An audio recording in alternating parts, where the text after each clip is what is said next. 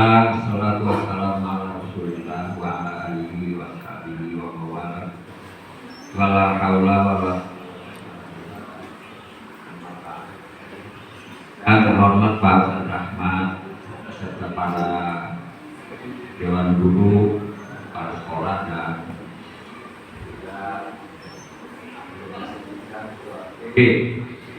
Pekat Banten, Pak Dr. Haji Suherna, kemudian di sebelah saya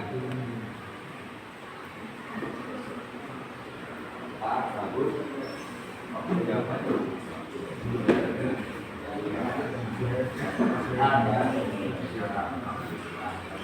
dan anak-anak sekalian, para peserta tadi sudah dipaparkan oleh Pak Dr. Rizwan. Semoga Allah memberikan kekuatan kepada kita semua untuk terus berbuat kebajikan dan tidak tergoda untuk melakukan keburukan. Sekalian,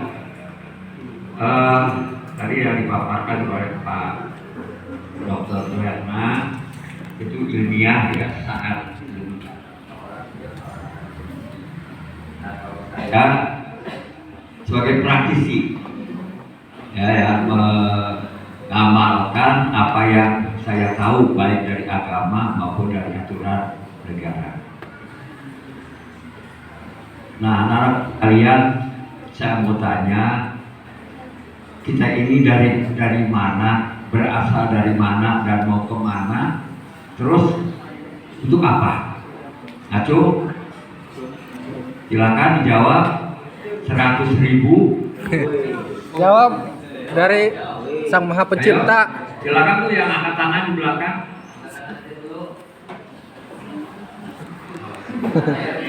Dari Sang Maha Pencipta, Pak. Dari Sang Maha Pencipta. Sebutkan nama dan silakan. Iya. Nama saya Mamak dari media, Pak. Jawabannya yaitu dari Sang Maha Pencipta, Pak. Datang dari Maha Pencipta, kembali Maha Pencipta lagi. Terus dari mana mau kemana dan lalu disuruh apa? Untuk apa? Suruh untuk menjadi khalifah di dunia. Ada yang tahu yang lain? Angkat tangan.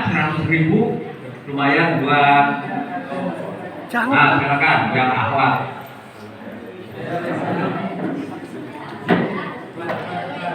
Silakan. Belajar berani. Dari Allah datang ke dunia untuk beribadah pada Allah Maha Kuasa dan kembali ke akhirat untuk mencapai mendapatkan surga. Allah 100. Ya. Silakan di sini. Silakan di sini.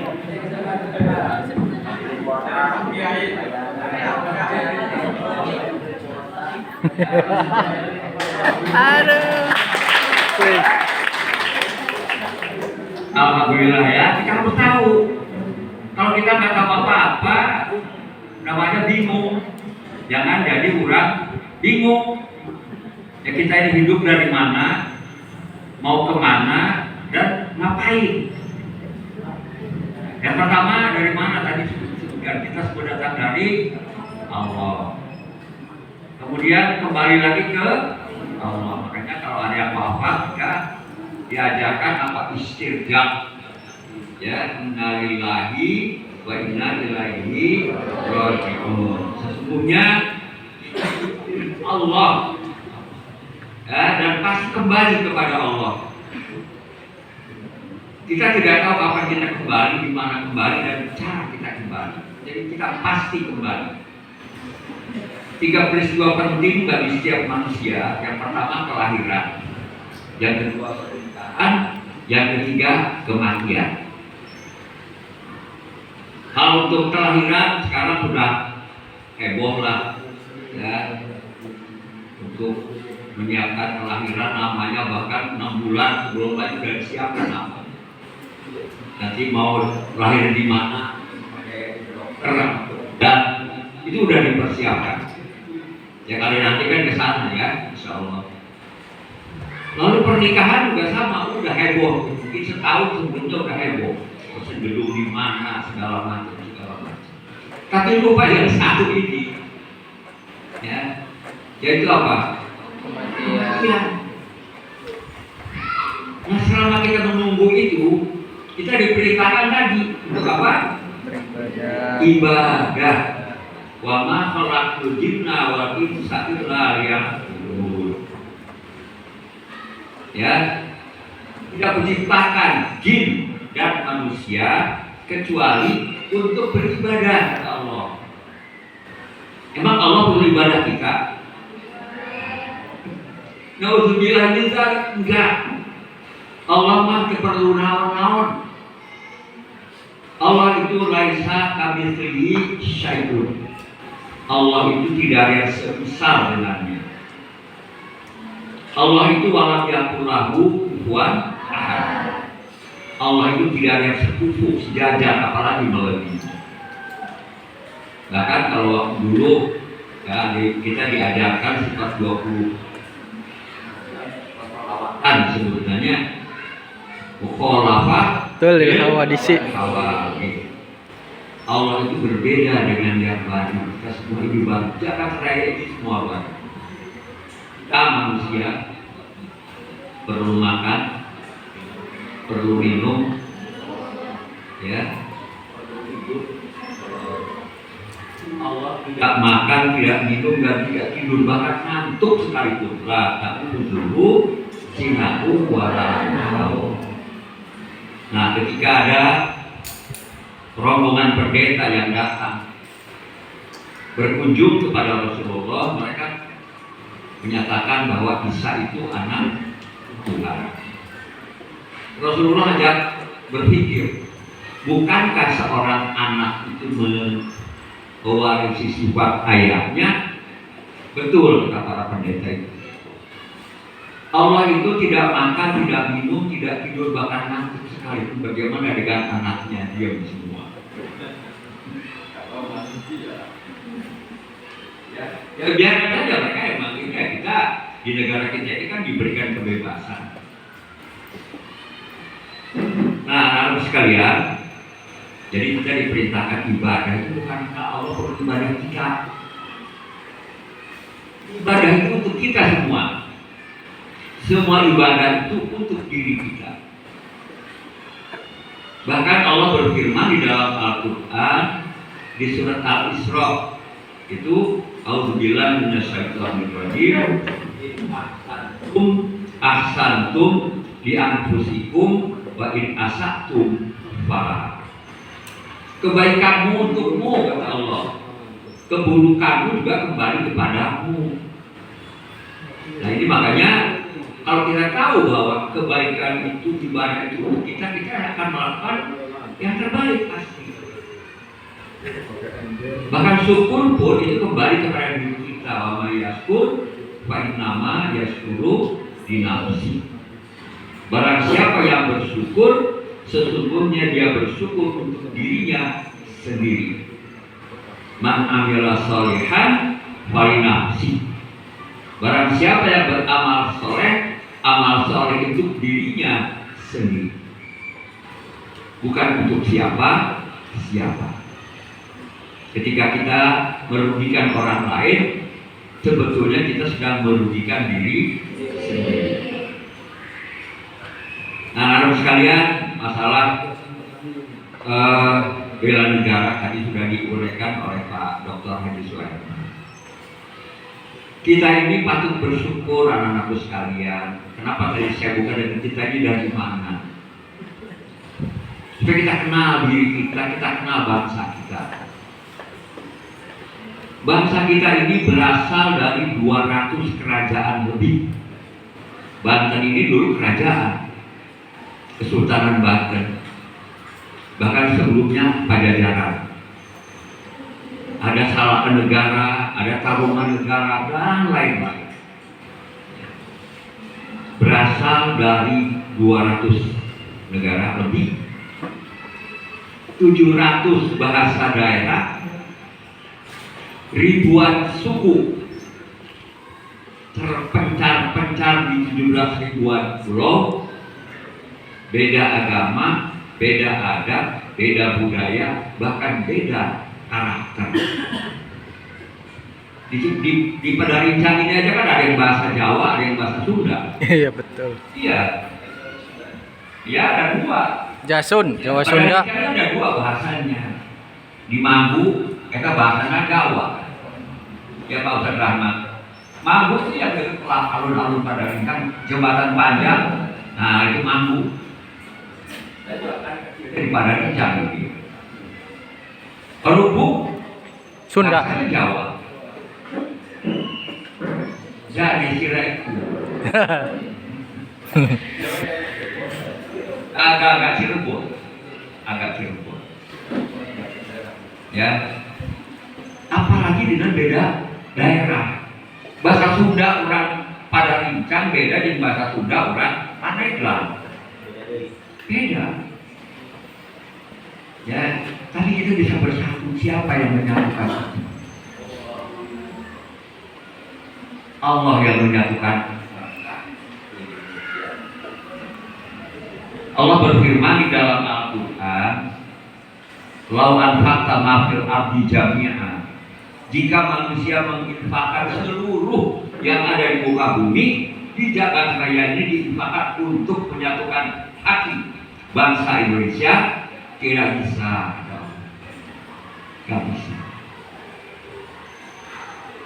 Makanya tahun 1928 ya, ada apa tahun 28 Oktober? Sumpah Pemuda. Bagaimana cara komunikasinya? Para pemuda se-Indonesia, Jom Java, Jom Sumatera, Jom Serbes, Jom Ambon, Jom, ada Jom Islamic Bond dan lain-lain. Bisa berkumpul menyatakan satu nusa, satu bangsa, satu bahasa. Tak kumaha komunikasinya ya. Kalau bukan Allah yang menggerakkan itu, tanpa campur tangan Allah itu mustahil. Negara kita ini satu-satunya di muka bumi. Ya, satu-satunya di muka bumi. Luasnya negara kita ini seluas Eropa Barat.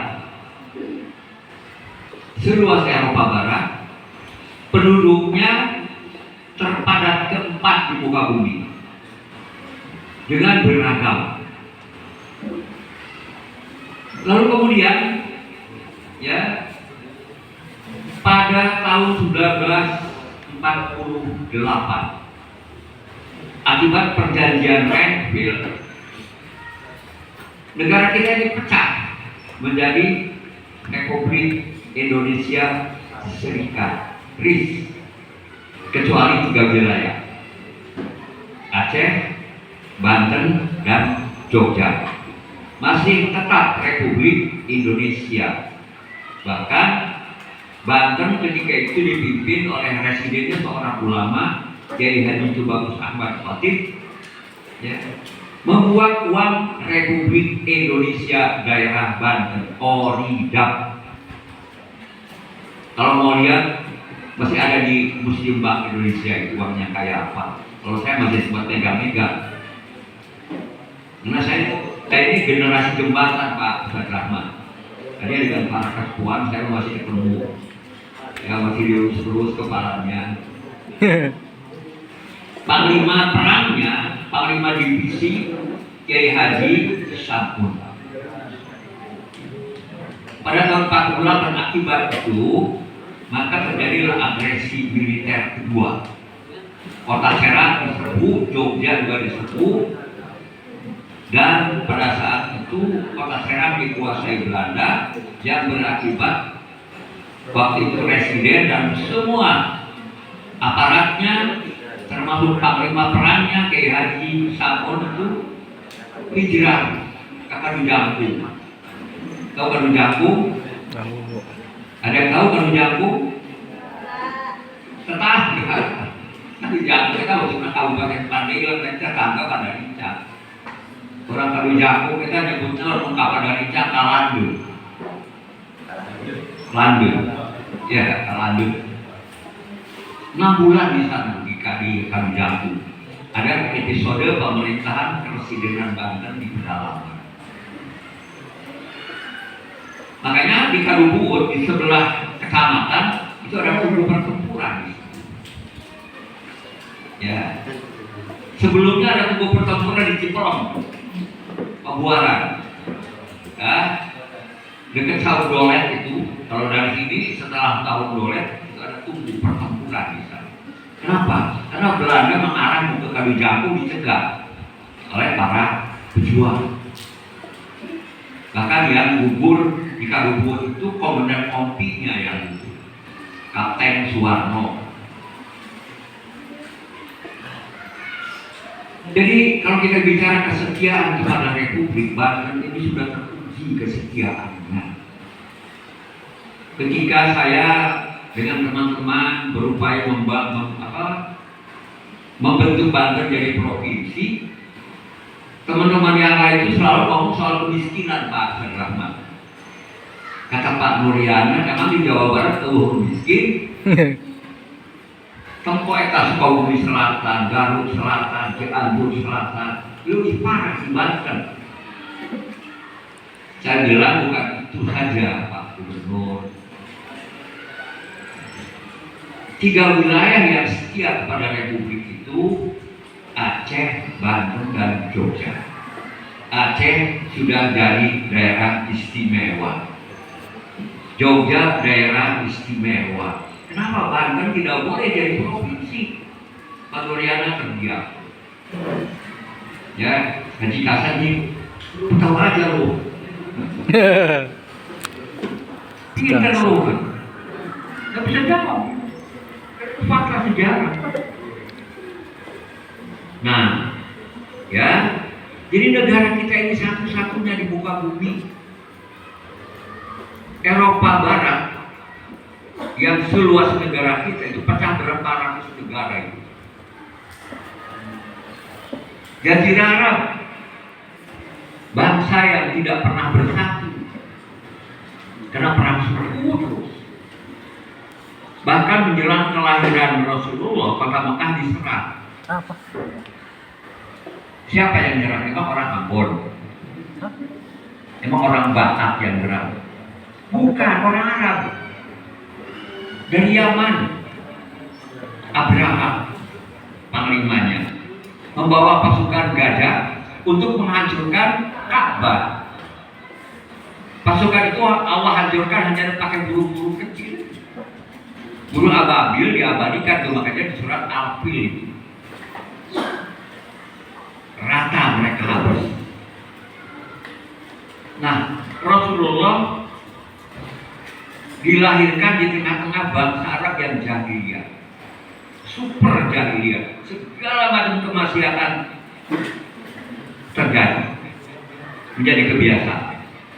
Di sini, ya, itu tahun 571 Masehi, ketika pasukan Abraham menyerang kota Mekah. Di sini sudah ada kerajaan. Kerajaan ada Salakanegara itu abad 100 sekian. Ada Tarumanegara abad sekian, 100 sekian Masehi, dan lain-lain. Artinya apa?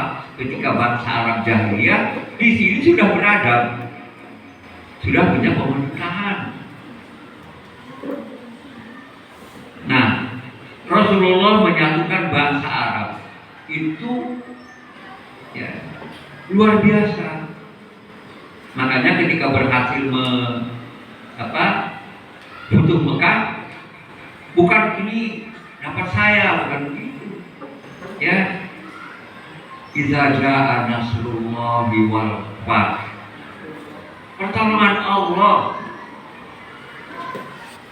Bangsa Arab yang kebiasaan perang suku itu bisa bersatu.